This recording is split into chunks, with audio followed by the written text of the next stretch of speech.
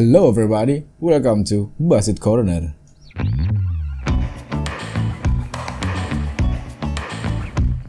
Dikit-dikit healing, baru kerja lembur 2 hari, udah stres lu.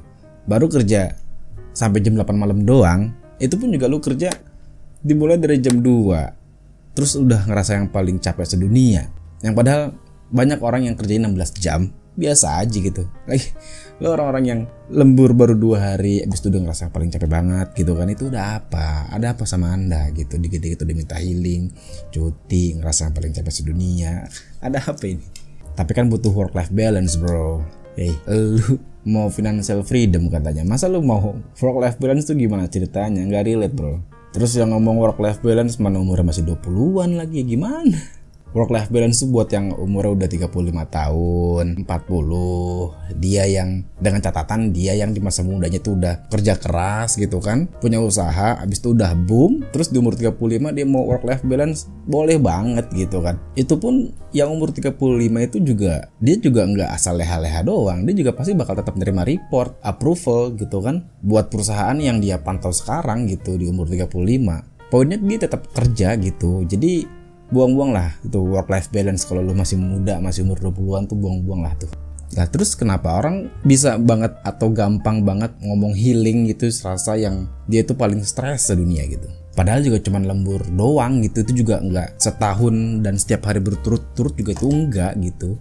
Atau cuman stres di kantor gara-gara mungkin toxic orang-orangnya gitu. And then lu bilang, anjir tuh orang-orang kantor gua pada toxic, bikin stres. Udah kerjaan banyak, culture di kantor juga toxic. Jadi gue udah kerjaan banyak, culture di kantor juga toxic banget di sana gitu. Jadi mental health gue tuh keganggu gitu. Gue butuh healing. Itu tandanya lu lembek brother. Dikit-dikit butuh healing. Lu gampang ngediagnosis diri lu sendiri, self diagnose bahwa gue udah lembur nih 2 hari berturut-turut, atau lu kerja sampai jam 8 gitu. Yang padahal kalau dari kronologi yang pertama itu pun lu juga mulai dari jam 2 siang misalkan. Atau karena teman-teman lu pada toxic di kantor, habis itu lu bilang aduh gue takut mental health gue keganggu nih gitu. Habis itu lu cari-cari di internet, karena kan informasi kan udah mulai banyak banget gitu kan. Lu cari di internet, di artikel, habis itu lu temuin satu statement bahwa harus mewaspadai teman-teman yang toxic atau lingkungan yang kurang bagus, itu bisa mengakibatkan mental health. Habis itu lu decide bahwa ya jangan-jangan gue kena mental health nih, atau gue jangan-jangan udah kena mental health gitu kan. Pantesan beberapa hari ini gue udah. Nah, lu udah nge-self diagnose diri lu sendiri, lu habis itu nge-judge diri lu sendiri bahwa lu kena mental health. Mental health itu nggak segampang itu, nggak semudah itu gitu. Terus self diagnose juga itu nggak bagus brother. Lu kalau ke psikolog gitu ya, terus lu bawa kronologi lu yang lu kerja sampai jam 8, lu lembur 2 hari 3 hari, habis itu lu lari, lu bawa nih kronologi ini ke psikolog. Psikolog kan ketawa brother. Ini bocah apa? Cemen bener gitu. Padahal kan healing itu buat orang-orang yang bener-bener punya luka mendalam gitu, atau luka batin yang bikin sehari-harinya tuh nggak enak gitu. Kerja jadi bengong, hidup jadi kayak deg-degan terus, makan jadi nggak nafsu. Itu kan impactnya parah gitu ya. Akhirnya lu depresi gitu kan, karena masih mungkin traumatik atau tentang suatu hal di masa lalu lu. Itu boleh healing untuk lepas dari keterpurukan lu, itu nggak apa-apa. Jadi lu bedain lah, maksud gue jangan terlalu cemen-cemen banget dikit-dikit healing terus merasa yang paling capek sedunia gitu kan. Padahal masih banyak orang yang sebenarnya kerjanya lebih banyak daripada lu dan mereka biasa aja gitu, karena mentalnya juga udah kebentuk gitu. Orang-orang yang dikit-dikit healing karena persoalan sepele gitu ya, entah dimarahin bos atau yang tadi pulang kerja sampai jam 8 doang gitu, itu jangan-jangan lu cuman mau flexing doang gitu, kayak lu ngepost di Instagram habis itu vitamin C ya, itu jangan-jangan bentuk-bentuk flexing lu yang gak lu sadarin gitu. Ya lu mau pamer aja gitu ke orang-orang bahwa lu liburan gitu, dengan alibi lu butuh healing apa segala macam, yang padahal juga permasalahan lu gak berat-berat banget gitu.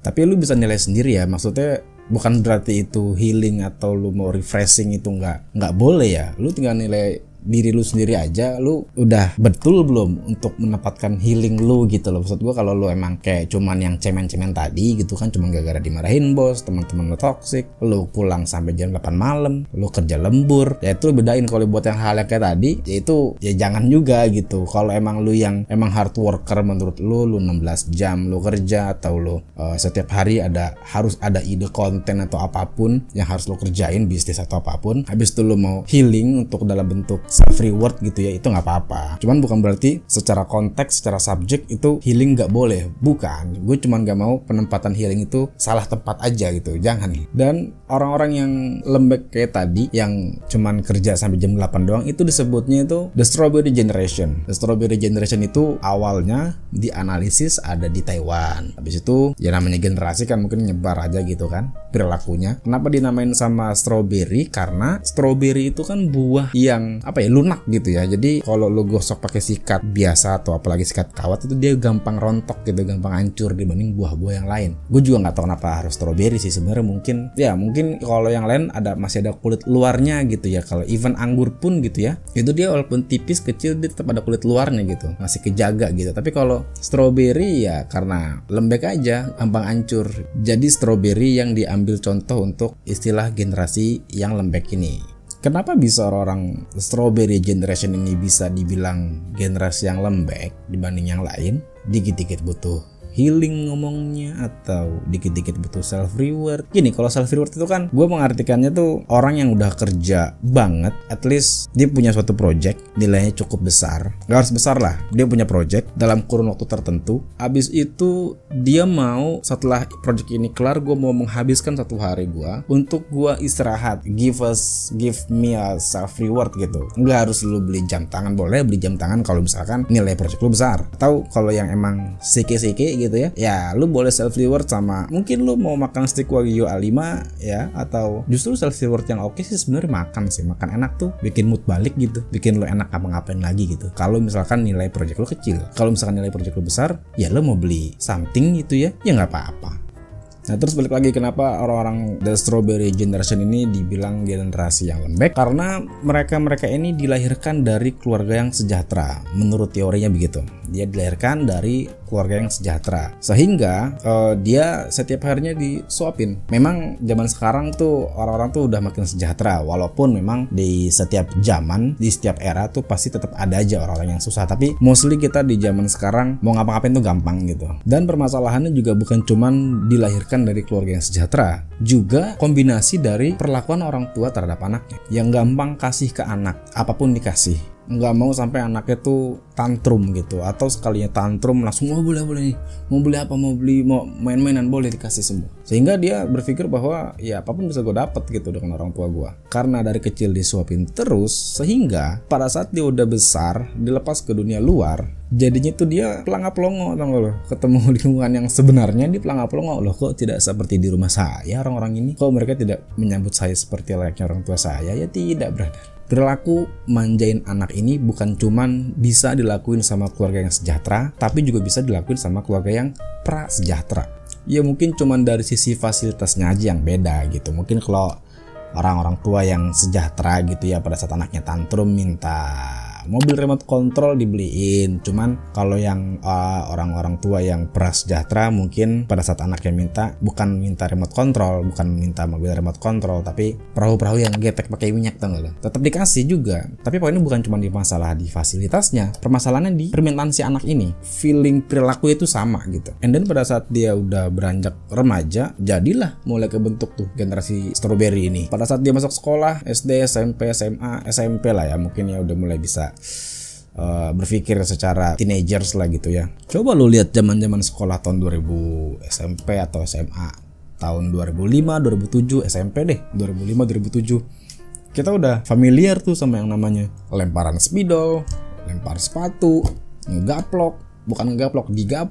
Kita udah familiar tuh. Justru kalau kita ngelapor ke orang tua, kita takut. Karena apa? Karena takut diomelin. Beda sama anak zaman sekarang yang strawberry generation ini. Jadi ada dua pihak yang salah. Jadi pada saat anaknya diomelin di sekolah, kalau kita kan dulu diomelin tuh ya kita takut buat ngelapor ke orang tua gitu. Alhasil ya di situ mental kita kebentuk, digampar, dilempar spidol karena kita salah. Beda sama anak sekarang, dia atau mereka jangan digaplok deh, dijitak sedikit aja misalkan, dia akan ngelapor ke orang tua. Dari situ posisinya udah salah, dia udah mulai berani ngelapor ke orang tua. Orang tua nerima laporan dari anak bahwa anaknya digatak, disamperin itu sekolahnya, habis itu nggak terima si orang tuanya ini, dilaporin, dituntut. pihak kedua yang salah ya orang tua si murid, karena sampai segitunya dia berani untuk nuntut guru si anaknya ini, yang berarti ya si orang tua nggak percaya betul sama kinerja sekolah gitu. Kalau misalkan orang tua juga masih ikut campur sama urusan di dalam sekolahnya gitu ya, kalau misalkan di rumah ya itu tanggung jawab orang tua, tapi kan kalau misalkan kita udah di sekolah kan itu tanggung jawab guru gitu kan. Makanya dulu tuh banyak istilah, sekolah itu bisa dibilang rumah kedua, guru tuh bisa dibilang orang tua kedua, tapi bukan berarti orang tua lu selingkuh sama guru ya.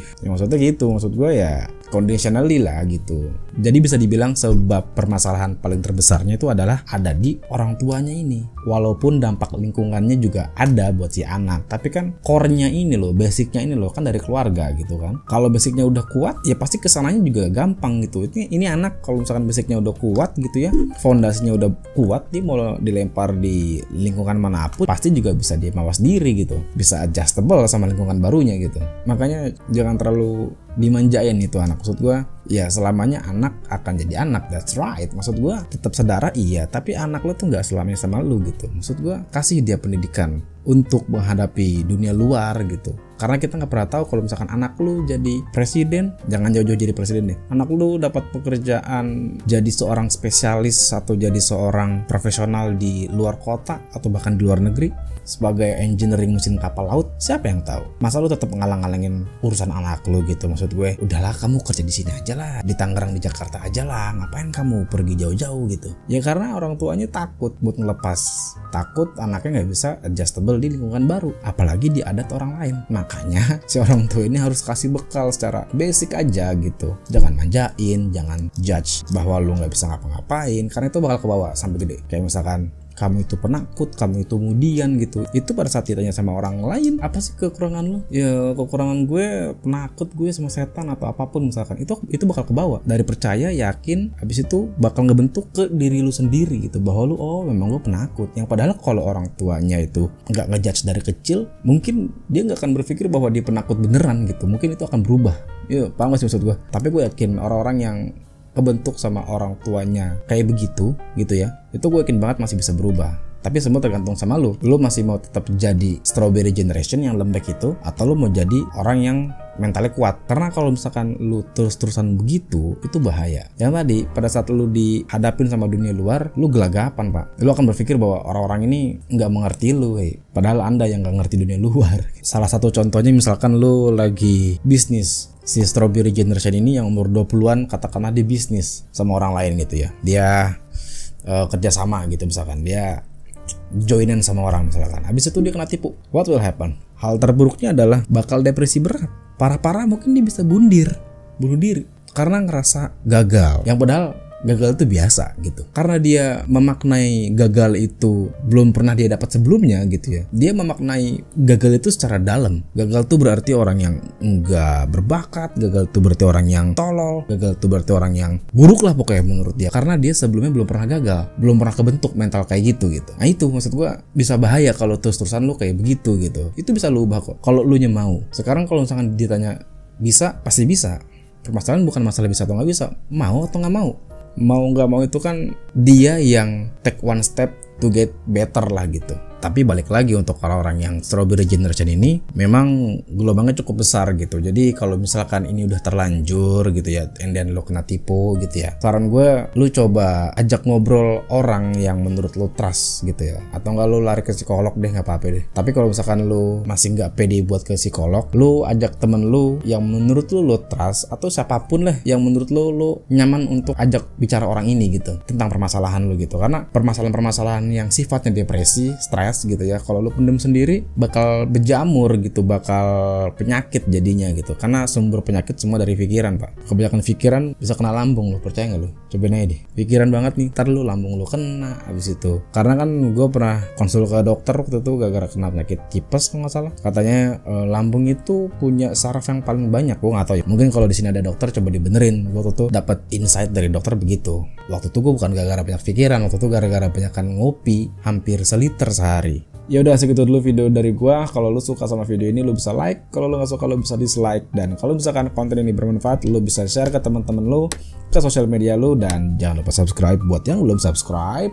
Dan ya segitu dulu aja, and see you and ciao everybody.